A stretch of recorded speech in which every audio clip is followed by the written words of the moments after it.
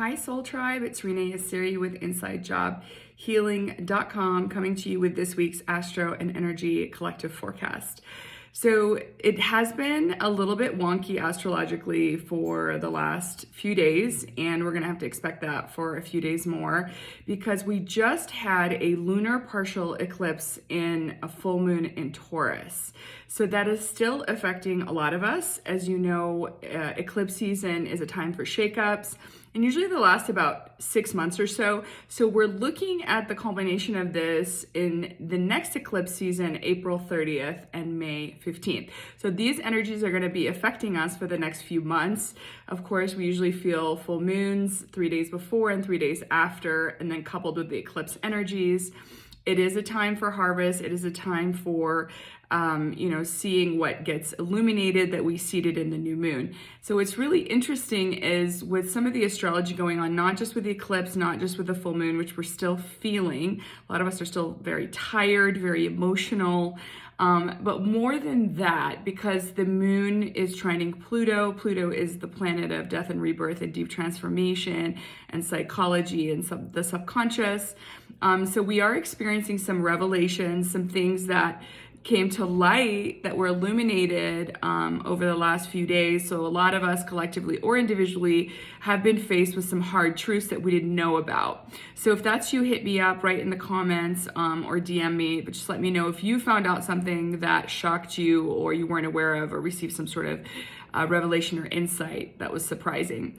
So that's going on. And also not only that, but we are letting go of a lot of the patterns of the past in order to really fully step into the paradigm. We've been moving in the direction of this new paradigm for months now, since the eclipse season of December of 2020, but we've had some hurdles because of the Saturn and Uranus conjunction and opposition all year in 2021, which will last into 2022, and hopefully we'll be able to overcome it. Some glimmer of hope that I can offer is that Uranus in the sign of Taurus, and Uranus is the planet of sudden change and shakeups, has been trying to force us to leave the past, Saturn, and the restrictions and the boundaries and the bureaucracy and the status quo for quite some time now.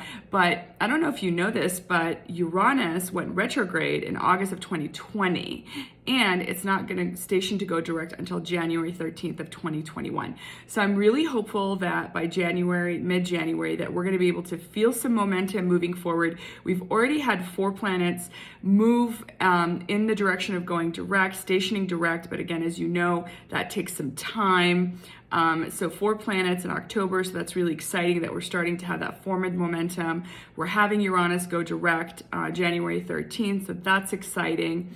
And then we also have Neptune, the planet of creativity and spirituality, stationing to go direct on December 1st, so it won't be long now. So we have some wins under our belt. We did have 4 planets, now we're going to have a 5th and a 6th. So we do have some wins and some momentum, for 2022.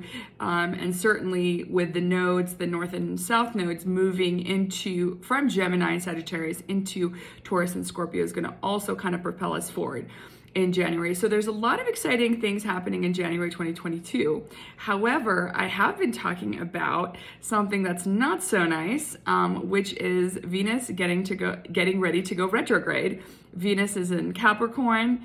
The pre-shadow started November 18th, right before the full moon on November 19th. And so we are feeling it in our relationships. We're starting to hash out some things that we haven't talked about before. We're trying to figure out what do we have to let go of, what old relationship patterns or, eclipses are really karmic. So what old, past life patterns that no longer serve us, that are serving as blocks for our new future. What do we have to let go of? And I mentioned this a few videos ago, but there are going to be a lot of breakups and divorces happening. A lot of people are going to be rethinking their relationships and, speaking their truth, especially with Mercury going Cazimi and Mercury directly conjuncting the South Node in Sagittarius, which is going to be happening, I believe, in November 25th. And then you have the Sun conjuncting Sagittarius in the South Node on November 23rd. So this whole week, November 20th up to the 28th, so this whole Thanksgiving week, so happy Thanksgiving, everybody, whether you're spending it with your family or friends or alone or whatever you choose. I hope that you definitely invite some energy of gratitude and thanks, even though it's very wonky energy in the cosmos and we're going through a lot, but hopefully you will enjoy that respite and enjoy your family and nourish your body. So having said that, just to come back to the sun conjuncting the South Node, again, South Node and North Node are very karmic. Eclipses are very karmic, new revelations, letting go of old patterns that no longer serve. So some really big shakeups, and not just in this lifetime, but past lives too. So I know that some of you are feeling it. I know some of you are struggling. I know some of you have found out some bombs and bombshells and some information that's very disturbing to you. And so it's just time to process all that, cry if you need to, sleep if you need to, nourish your body, rest and relax, especially with this being Thanksgiving week. Take this opportunity to really go within, journal, self-reflect, take some Epsom salt baths, and all that good stuff. So that is my recommendation, is brace yourself, for some things. And it may not happen now for some of us. It may happen a few days or a few months down the line, but these eclipse energies are definitely going to be affecting us for the next few months. So just be mindful of that. Just be mindful of everything going on in the astrology, all the retrogrades. And again, this Venus pre-shadow retrograde that started, November 18th is going up to the December 19th, and then we're going into full-fledged shadow mode retrograde for Venus, which is the love planet, the money planet, the resource planet. And it rules Taurus, and we just had an eclipse in Taurus. So there's just a lot of things going on with our material wealth, our money making, our love making, just a bunch of things that are near and dear to our heart, because as humans, we are very concerned about love and money. And that's why we go see psychics.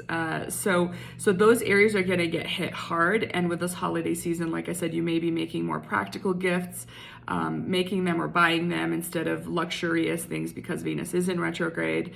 So we're being hit Thanksgiving, we're being hit, during Christmas, and Venus is going to be going retrograde until the end of January 29th.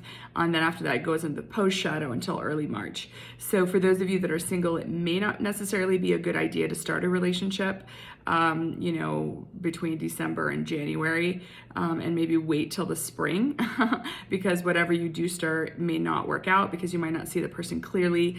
You are going to be visited by ghosts of ex-girlfriends and ex-boyfriends past, and you will be tested. So with Venus being in retrograde, a lot of past boyfriends or girlfriends and relationships and patterns and breakups will be revisited for you to learn the lessons that you may not have caught the first time around. So just be mindful of that. You might have an ex-flame reach out to you and to work out some stuff.